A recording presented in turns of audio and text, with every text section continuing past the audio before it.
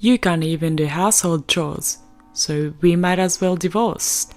And you better give me assets too." As soon as he entered the hospital room, Tom said this to me with a smirk.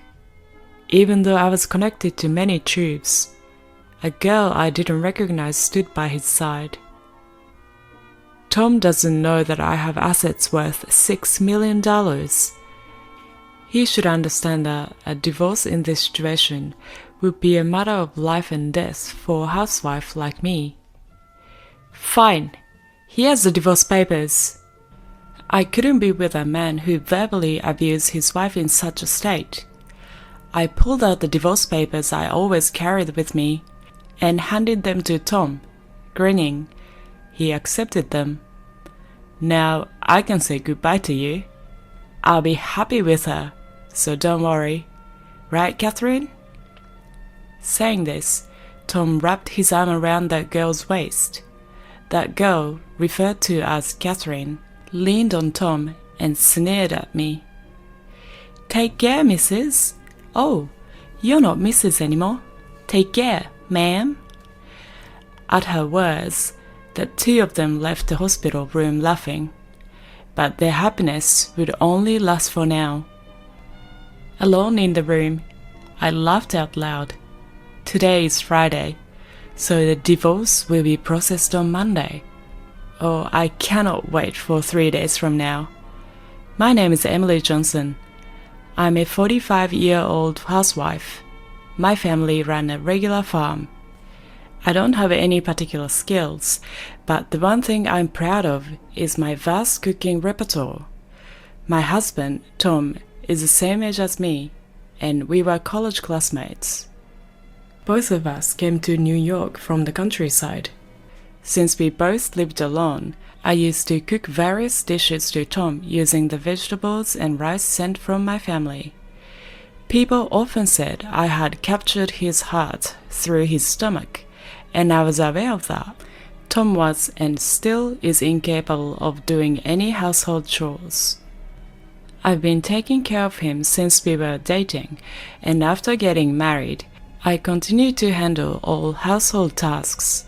Sadly, we were not blessed with children, but we enjoyed our life together as a couple. We both loved to eat, and on Tom's days off, we'd often go on drives for small trips just to enjoy delicious food.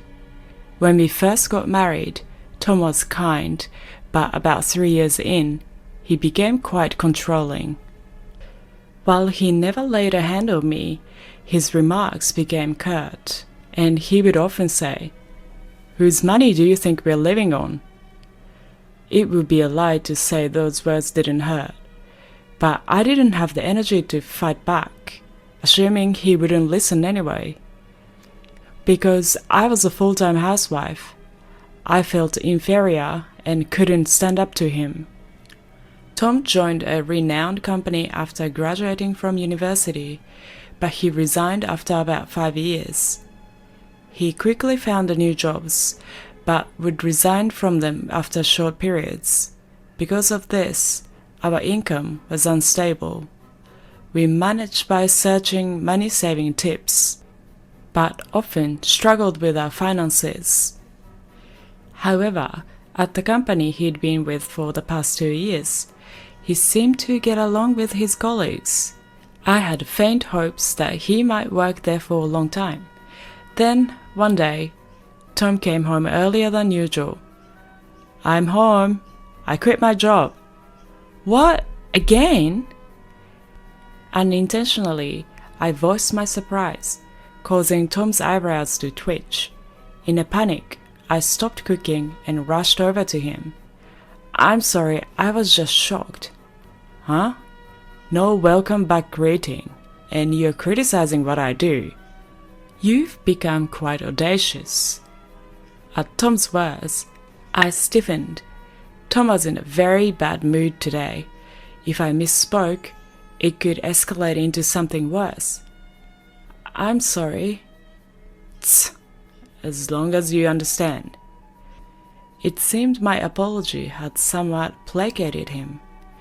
With a display of his displeasure, Tom sat on the sofa and turned on the TV.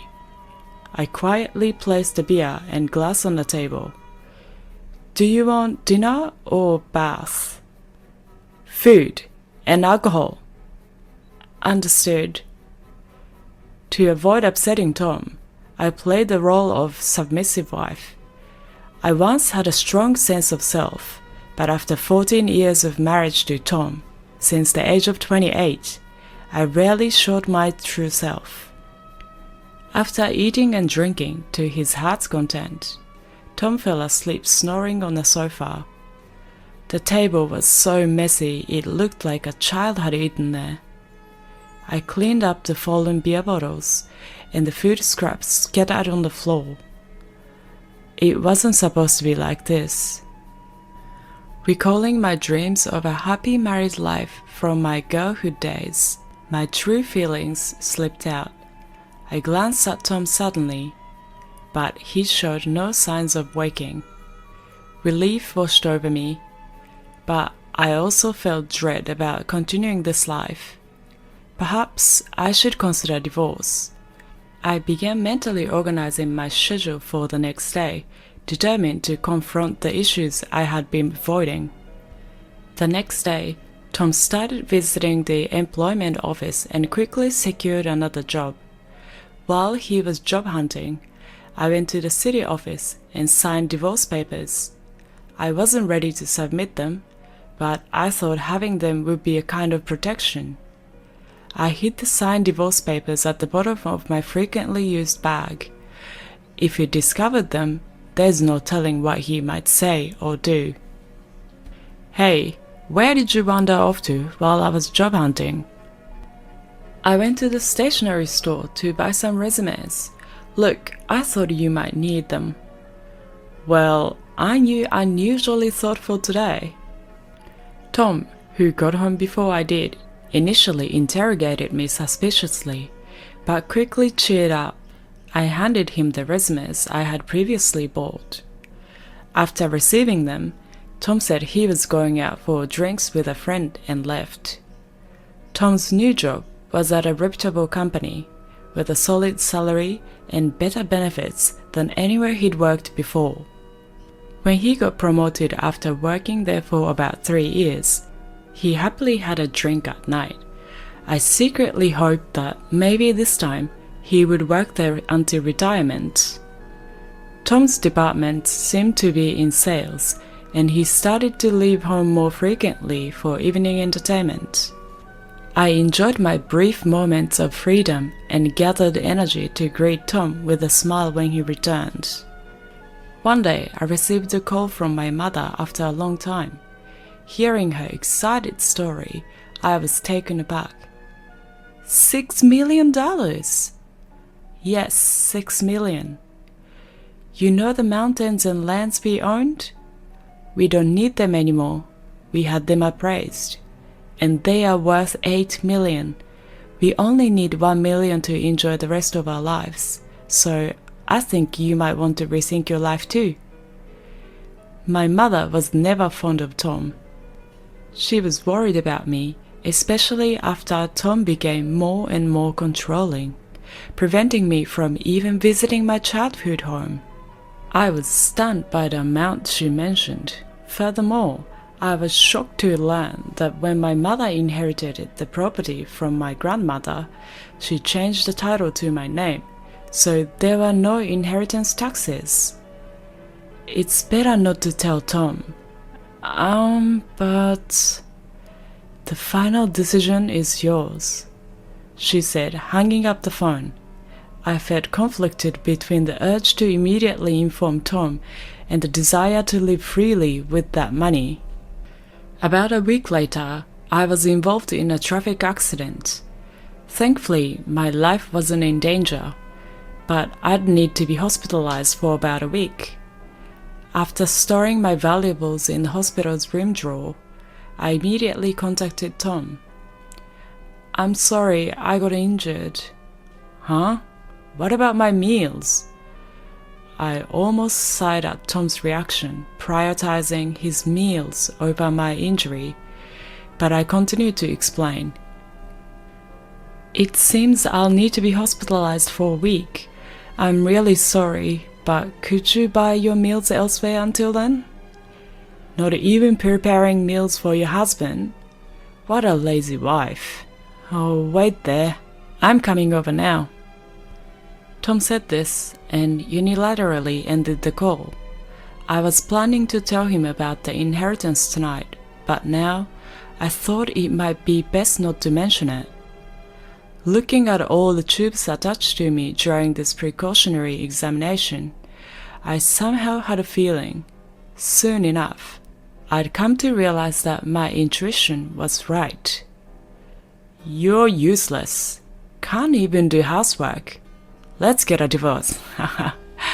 And you better pay me compensation too.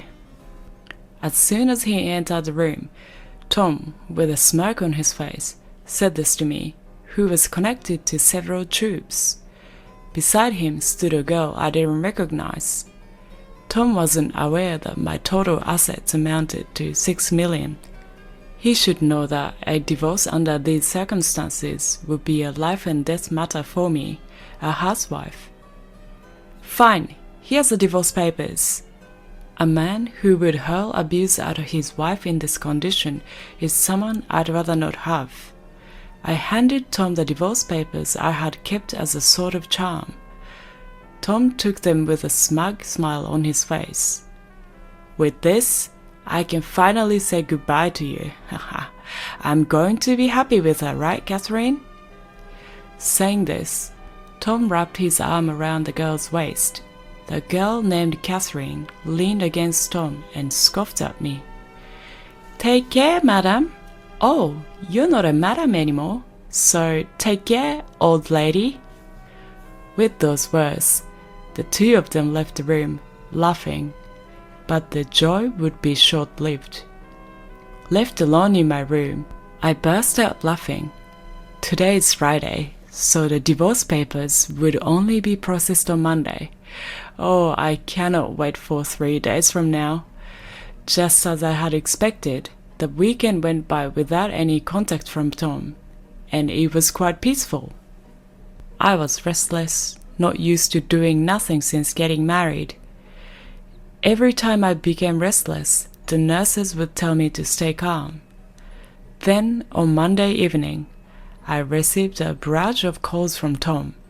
I initially ignored them, but after about 30 minutes of incessant ringing, I decided to answer.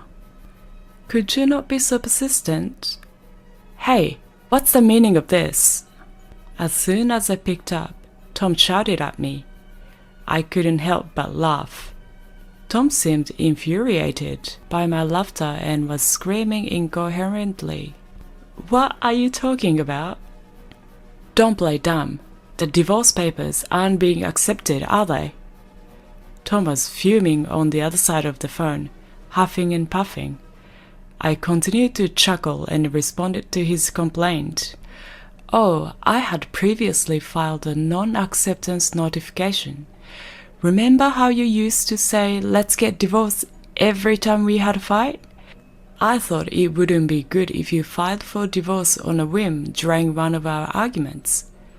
Ugh, but I don't need that now. Withdraw it immediately. Tom hesitated for a moment, but then quickly gave another order.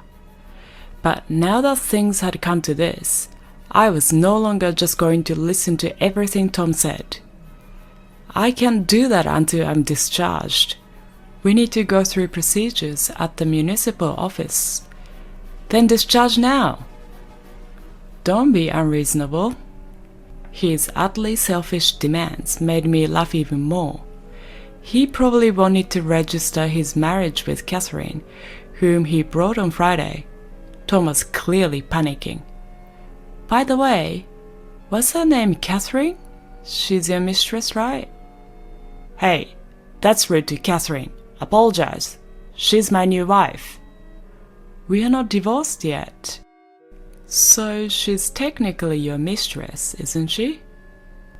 Responding calmly to Tom's nonsensical remarks, Tom made a weird groaning sound. I decided to hit him where it hurt the most. By the way, You'll hear from my lawyer about the division of property. That's right, property. Including the trouble this time. You better share properly. I'm not sure why he misunderstood, but Tom suddenly sounded in high spirits. After all, the responsible party has to pay the compensation. I had always done my household chores diligently, and of course, I had never cheated on him. It's clear as the day that Tom is the responsible party. What are you misunderstanding? You're the one who has to give me the assets. What? Tom responded with a voice that genuinely didn't understand. He likely believed that by not taking care of him while I was hospitalized, I would truly be at fault. Even in my parents' age, one wouldn't be deemed at fault for such a reason. As I bitterly thought this, I explained to him patiently. What fault of mine are you talking about? Just to let you know, not being able to housework because of my hospitalization doesn't make me the one at fault. You've abandoned taking care of me. If you were a child, it would be considered child neglect, but you're an adult and should be able to take care of yourself. That's why it doesn't make me at fault. If I say you're at fault, then you're at fault.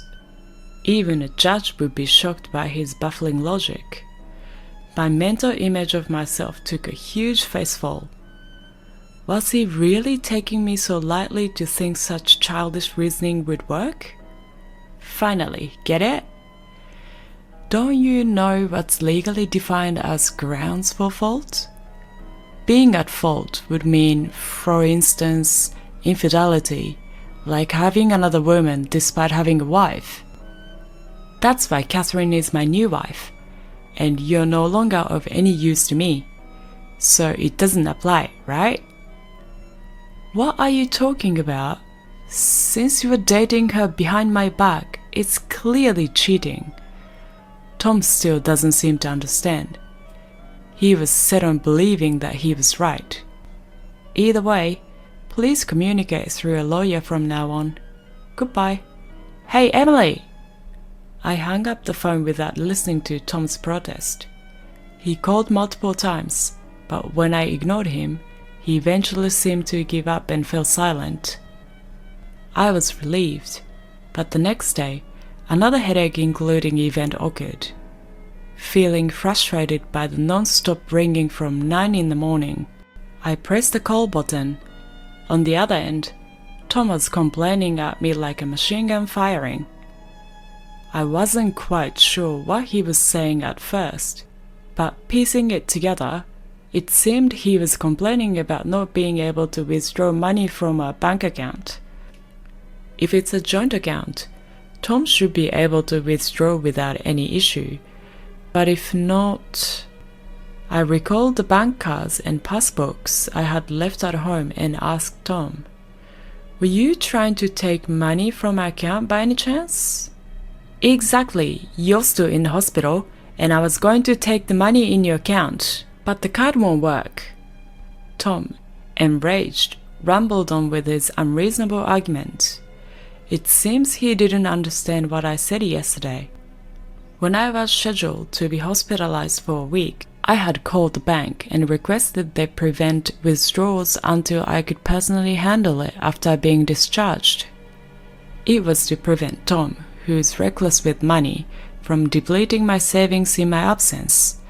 My decision was proven right. It's unthinkable to try to withdraw money from the account of an ex-wife you've divorced.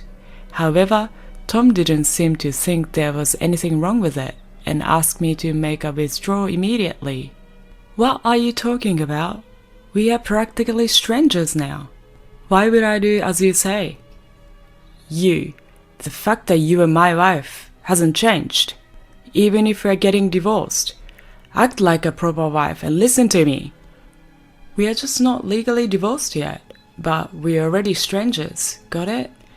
Unfortunately, I don't have money to give to strangers.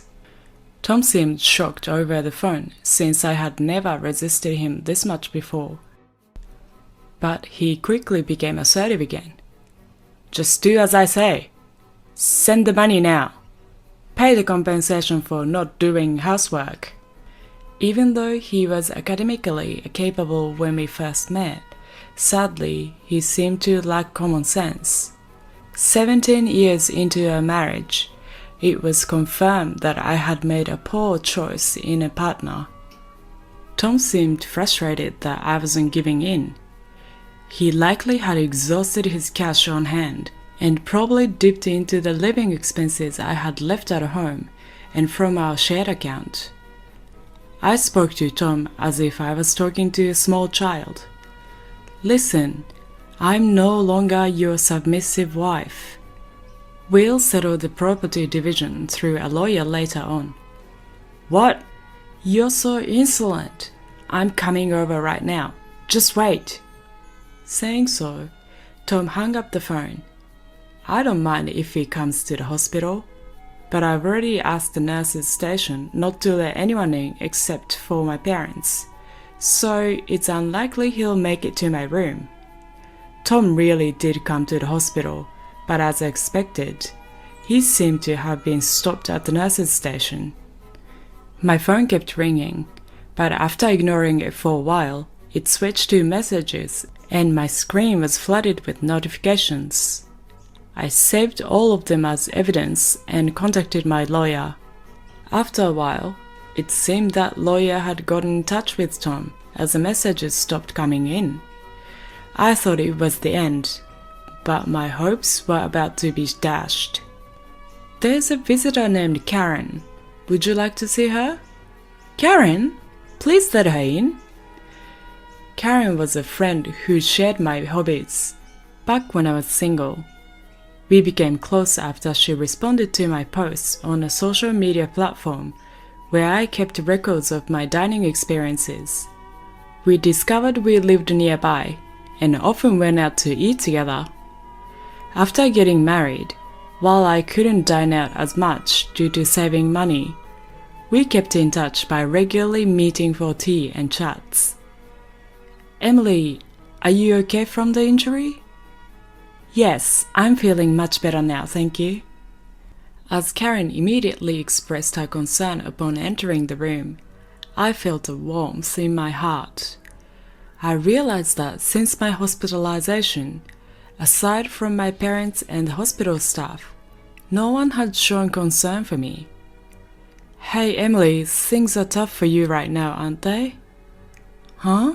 Why?" I hadn't told anyone about my situation other than my parents.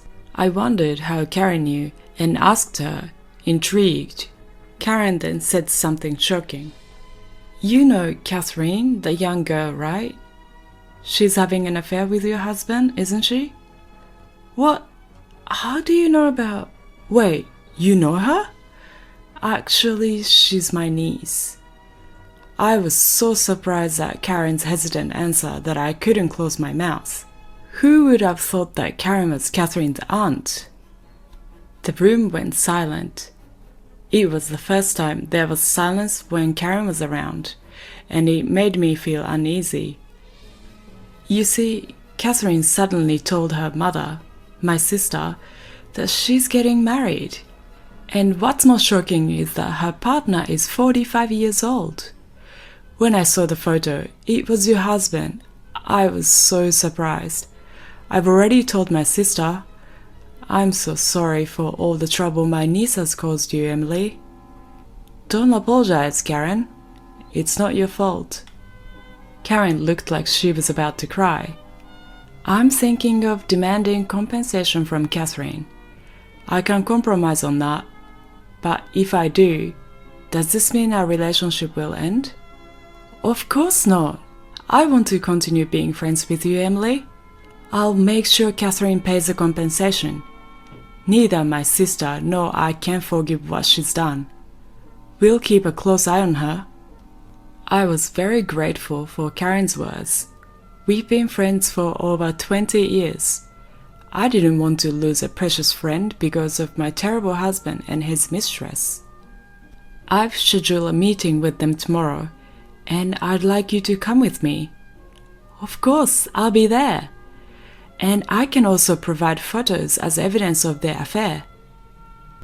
The next day, fresh from being discharged from the hospital, I went to a private restaurant room with my lawyer. Tom and Catherine had already arrived and were indulging in an expensive traditional meal. I was speechless at the audacity. You finally made it. Did you bring the money?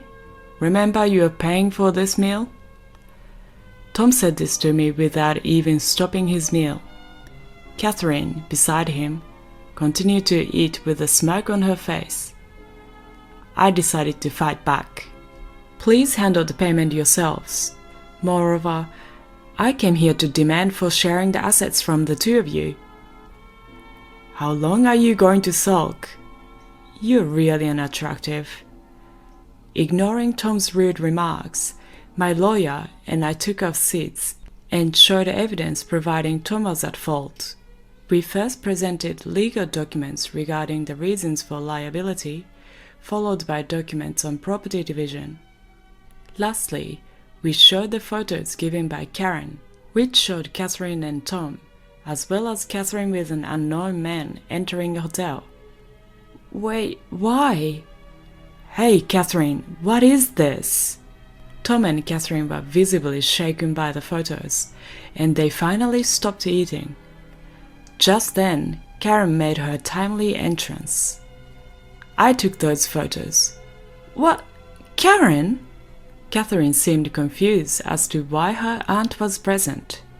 Karen, with the cold eyes, looked down on Catherine and Tom and calmly spoke about being friends with me for 20 years and how their actions were utterly despicable. Also, Catherine, you mentioned that the baby you're carrying is his, but given your actions, who knows who the father is?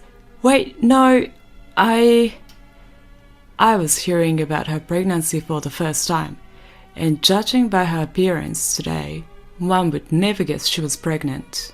However, judging by Tom's reaction, it seems she did claim to be pregnant. So you're pregnant. In that case, after a DNA test, I'll demand an additional penalty. No, I'm sorry, I lied about the pregnancy. Please forgive me. Catherine suddenly admitted this and bowed deeply. She had been searching for a wealthy old man, and Tom was the wallet she called. He bought her designer goods, and she was promised a life where she wouldn't have to work and could do as she pleased after marriage. She believed she could be a housewife and occasionally have flings with men of her choice. She had once lied about being pregnant because he showed no signs of wanting to divorce. Tom froze with his mouth agape when he heard this. I'm truly sorry, but I can't give you anything. I don't have the money. I'll pay Emily in advance. You're going to work part-time diligently every month and repay me. You won't have any time for leisure until you paid me back in full. Oh no. Catherine was utterly disheartened. Karen mentioned she'd bring Catherine again later for another apology and took her out of the restaurant. Tom was in shock the entire time, but seemed to snap back to reality and approached me in a flattering tone. Look, it seems I was deceived. I can't live without Emily, right? We still have the divorce papers here. Can we start over? You've always been a housewife, so you can't possibly work now, can you? I listened to Tom's pleas with a cold gaze, none of which moved me. However, I waited for him to finish before answering with a smile. I can live just fine without you. I'll be taking the divorce papers and filing them shortly. Also, I never mentioned this, but my personal net worth is currently around 6 million, so I can live comfortably without working for the rest of my life. Rest assured. 6 million? Why did you keep such a fortune a secret? I was about to tell you when you started making a fuss about divorce. I'll definitely get some of your assets, and this money is my personal inheritance, so it doesn't count towards marital assets. It has nothing to do with you, right? Tom looked at me with a face of utter despair. My lawyer quickly produced some documents and a pen for Tom to sign. The lawyer and I then left and immediately filed for divorce, ending our almost 20-year marriage. Later, Catherine transferred some of her money to my account. According to Karen, upon learning of this incident, Catherine's mother was furious. She made Catherine take a leave from university and work non-stop at a relative's inn until she repaid the compensation. Tom, on the other hand, was disowned by his in-laws after they learned about the divorce. He was told he wouldn't receive any assistance, so he reluctantly took out a loan and paid me in one lump sum. Furthermore, it was revealed that he had been with Catherine at a hotel during work hours. He was fired from his job and is now juggling multiple construction jobs to repay his debts. As for me, even after receiving such a large sum, I didn't know what to spend it on, so I donated half to charity. I then moved to the countryside with the remaining money, and I'm now enjoying a luxurious single life. I've continued my relationship with Karen.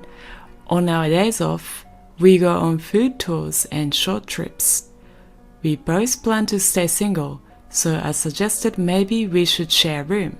Initially hesitant, Karen agreed when I mentioned we could share deliveries and she could join my meals. I am excited as the moving preparations will start next week. I want to live my life joyfully and true to myself from now on.